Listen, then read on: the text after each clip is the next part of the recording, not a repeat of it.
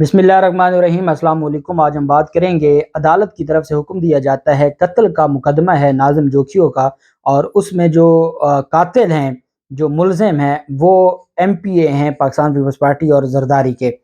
और अदालत ने, क्योंकि मुलजिम काफ़ी तारीखों से पेश नहीं हो रहा था, तो अदालत ने कोर्ट जो पुलिस है उसको भेजा जेल में। और जेल में जब वो पुलिस गई तो जेल में उनको पता चला कि वो यहाँ पर नहीं है, वो तो अस्पताल में है, और वो भी जेल के अस्पताल में नहीं, बाहर किसी प्राइवेट हॉस्पिटल में। और उसके बाद फिर वो रिपोर्ट अदालत में जमा करवाई गई। मामला कुछ इस तरह से है कि नाज़िम जोखियो, आप जानते हैं कि कत्ल होता है, और ये इसमें पाकिस्तान पीपल्स पार्टी के MNA और MPA मुलव्वस होते हैं, उनके खिलाफ मुकदमा दर्ज किया जाता है।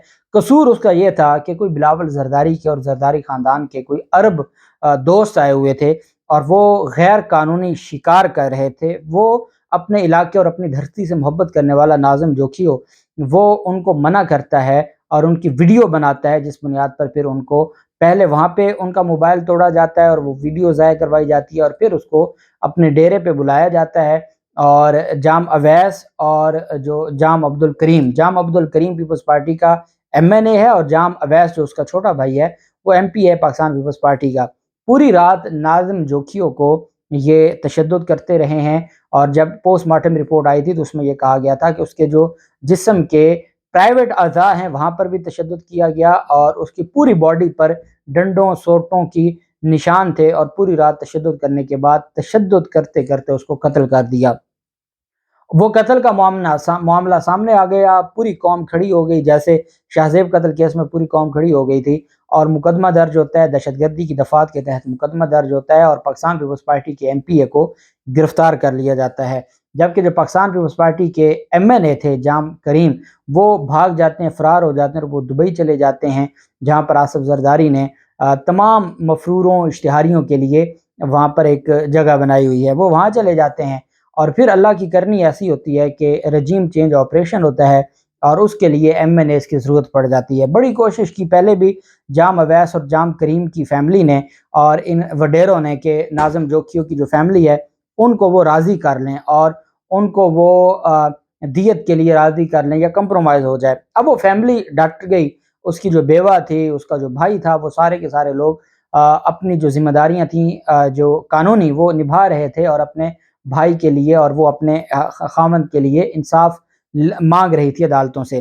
एकदम ऐसा होता है कि जाम अब्दुल करीम वो दुबई में था, और यहाँ पे ज़रूरत पड़ जाती है, एक एक वोट की ज़रूरत पड़ती है। ये 25-25 करोड़ में इमरान खान के खिलाफ नो कॉन्फिडेंस के लिए एक एक वोट खरीद रहे थे, तो इनको ज़रूरत पड़ गई। इन्होंने जाम अब्दुल करीम को वापस बुलवाया। अभी वापस वो नहीं आया था कि सिंध हाई कोर्ट से उसकी हिफाजती ज़मानत, मुलजिम कत्ल का मुलजिम है, कातिल MNA है, और वो पाकिस्तान से भाग गया है आफ्टर अकरेंस और आफ्टर रजिस्ट्रेशन ऑफ केस। और उसके बाद सिंध हाई कोर्ट उसकी हिफाजती ज़मानत दे देती है।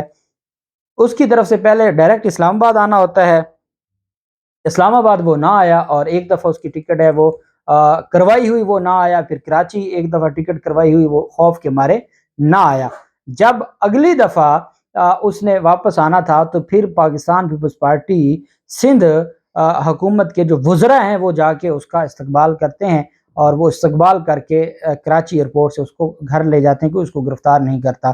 फिर उसके बाद हमने देखा कि वो जाम करीम ना सिर्फ इमरान खान के खिलाफ नो कॉन्फिडेंस में वोट करता है, बल्कि शहबाज शरीफ के वज़ीर आज़म का भी वो वोट करता है। और फिर हमें ये डेवलपमेंट नज़र आई कि जाम अब्दुल करीम के पहले भाई ने माफ़ किया, फिर उसके बाद उसकी बेवा ने माफ़ किया। भले उसकी बेवा ने माफ़ीनामा अदालत में जमा करवाने के बाद शाम के वक्त एक रोते हुए वीडियो बयान जारी किया, और उसने कहा वो बहुत मजबूर थी और उस पर बहुत ज़्यादा प्रेशर था, और वो गरीब खातून है, वो इस काबिल नहीं थी कि वो इंसाफ ले पाती या इनका मुकाबला कर सकती, इस वजह से। और ये हमारे अदालती निज़ाम के लिए, हमारे आइन और कानून के लिए एक तमाचा था कि एक खातून अपनी गुर्बत की वजह से और मजलूमियत की वजह से बड़े ज़ालिमों के ख़िलाफ़ कुछ नहीं कर सकती थी, और इस वजह से उसके पास कोई और ऑप्शन नहीं थी सिवाय इसके कि वो इस सारे मामले से पीछे हट जाती।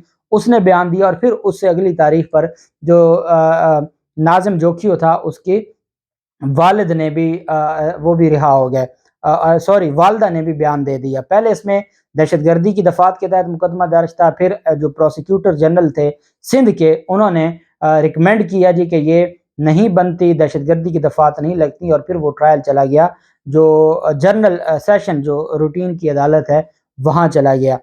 اب وہاں پر جو جام اویس تھا، جو ایم پی اے تھا، وہ گرفتار تھا، اور وہ اس کو عدالت میں پیش نہیں کیا جا رہا تھا کیونکہ وہ جیل میں تھا اور اس کی ابھی ضمانت نہیں ہوئی اور ابھی کیس چل رہا ہے، بھلے بیان ہو گئے لیکن عدالت میں وہ بھی معاملہ پینڈنگ ہے۔ پچھلی 3-4 تاریخوں سے جو مجھے سنتے ہیں روٹین کے ساتھ، وہ یہ بات جانتے ہیں کہ میں آپ کو بتا رہا تھا کہ آج جی ناظم جوکیو کیس کی سماعت ہوئی، ملزم پیش نہیں ہوا۔ جب کہا گیا کیوں نہیں پیش ہوا تو جی جیل حکام نے کہا کہ وہ بیمار ہے اور وہ پیش نہیں ہو سکتا۔ 3-4 تاریخوں پر یہ سارا معاملہ چلا۔ اس کے بعد جب عدالت نے ایکشن لیا تو عدالت نے شو کاز نوٹس جاری کر دیا، یہ ملیر جیل ہے اس کے سپریڈنٹ کو، اور ساتھ جو عدالت کی پولیس ہے، عدالت کی پولیس جو کورٹ پولیس ہے، اس کو بھیجا کہ جائیں اور جیل سے اس کو لے کر آئیں، ملزم کو عدالت میں پیش کریں تاکہ کارروائی آگے بڑھ سکے۔ اس میں ابھی فرد جرم بھی لگنا تھا اور کارروائی آگے بھی بڑھنی تھی۔ جب عدالت کی پولیس ملیر جیل میں جاتی ہے اور وہاں جا کے وہ پوچھتی ہے اور وہ عدالتی آرڈرز کو دکھاتی ہے، عدالتی احکامات کو، اور بتاتی ہے کہ جی ملزم کدھر ہے، ہم تو اس کو لینے کے لیے آئے ہیں، عدالت میں آج پیشی ہے اور ملزم کو پیش نہیں کیا جا رہا چونکہ جیل اتھارٹیز پیش نہیں کرتی، اس وجہ سے عدالت نے اپنی جو کورٹ پولیس ہے ان کو بھیجا ہے۔ اس پر ان کو بتایا جاتا ہے جی کہ ملزم تو جیل میں نہیں ہے۔ اچھا جی ملزم کہاں ہے؟ وہ تو ہاسپٹل میں ہے۔ تو اس پر پھر جو کورٹ پالیسی انہوں نے کہا کہ ہم نے عدالت کو جا کے رپورٹ دینی ہے، ہمیں بتائیں کہاں پہ آپ نے کس رجسٹر میں داخل اس کا اندراج کیا ہے، اور آپ نے یہ ساری تفصیل لکھی ہے کہ ملزم کو ہاسپٹل سے جیل سے ہاسپٹل میں منتقل کیا گیا۔ جب یہ بات سامنے آئی تو پھر اگلا انکشاف یہ ہوا کہ اس کو جیل ہسپتال میں نہیں رکھا گیا بلکہ اس کو پرائیویٹ ایک ہاسپٹل ہے جیل سے باہر، وہاں پر اس کو رکھا گیا اور وہاں اس کا علاج معالجہ چل رہا ہے۔ پھر کورٹ پولیس نے کہا چلیں علاج معالجہ تو چل رہا ہے، ایک تو ہمیں اس ہاسپٹل کا نام بتائیں، اتنی کون سی بیماری تھی کہ آپ نے جیل ہاسپٹل میں نہیں رکھا، اس کو باہر ایک پرائیویٹ ہاسپٹل میں رکھا ہے۔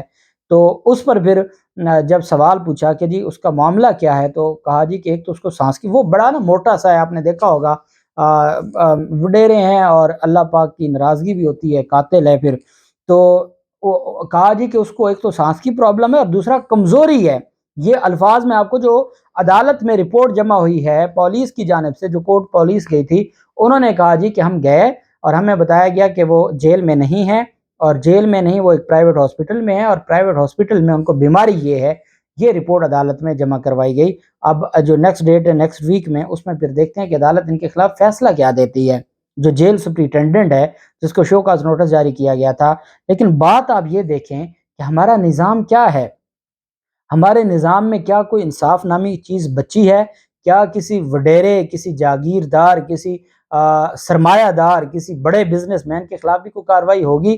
نہ سیاستدان کے خلاف کارروائی ہوتی ہے، نہ کسی جو کسی اداروں کے سربراہ کے خلاف، نہ کسی جج کے خلاف، نہ جرنیل کے خلاف، نہ بیوروکریٹ کے خلاف۔ تو پھر کارروائی تو یہی عام چوروں کے لیے رہ گئی ہے، اور ہمیں پتہ ہے، ہمیں اندازہ ہے کہ جیلوں میں کیا ہوتا ہے۔ اور میں پہلے بتا چکا ہوں کہ شاہ رخ جوتوئی جن کو عدالت نے، جو شاہ زیب قتل کیس میں ملزم تھے، سزا یافتہ تھے، پہلے ثاقب نثار نے جب ان کو جا کے پکڑا تو وہ بھی ایک عیاش لائف گزار رہے تھے جیل ہسپتال میں، اور پھر اس کے بعد یہ پچھلے دنوں یہ رپورٹ سامنے آئی تھی کہ 8 ماہ سے ملزم جو شاہ رخ جوتوئی تھا وہ ایک پرائیویٹ ہاسپٹل میں تھا، وہ پرائیویٹ ہاسپٹل میں صرف یہی اکیلا تھا۔ اس کے باپ نے ایک بنگلہ خریدا، باہر ایک پرائیویٹ ہسپتال کا بورڈ لگایا، اور اندر صرف 8 ماہ سے مجرم رہ رہا تھا جو سزا یافتہ تھا۔ اور اس وقت یہ سامنے آیا کہ 400 ایسے بڑے تگڑے ملزمان ہیں جو جیل میں نہیں ہیں، وہ باہر آزادانہ گھوم رہے ہیں، لیکن ہیں وہ سزا یافتہ یا مختلف کیسز میں۔ جب آپ دیکھیں کہ اسپیکر جو آغا سراج درانی ہے، اس کی رہائش گاہ کو ڈی ایچ اے میں اس کے گھر کو بنا دیا، سپریم کورٹ سے بیل خارج ہوتی ہے اور اس کے گھر کو سب جیل بنا دیا جاتا ہے سندھ حکومت کی طرف سے، تو پھر کون پوچھے گا؟ کون سی انسانی حقوق، کون سی جمہوریت؟ اور اس جام اویس کے بارے میں جو رپورٹ جمع کروائی گئی، اس میں بتایا گیا ہے کہ جیل جانے کے بعد وہ رہا ہی ہاسپٹل میں ہے، اور وہ پرائیویٹ ہاسپٹل ہے، وہ گھر کا گھر ہے، وہ آزادانہ گھوم پھر رہا ہے اور اس کو کوئی پوچھنے والا نہیں ہے۔ اور یہ ہمارا نظام ہے۔ اور چونکہ وہ ناظم جوکیو ہے، وہ غریب آدمی ہے، اس کی فیملی پہلے وڈرا کر چکی ہے اور کوئی عدالت نوٹس نہیں لے گی۔ اللہ پاک پاکستان کا حامی و ناصر ہو۔ بہت شکریہ۔ اللہ حافظ۔ پاکستان زندہ باد۔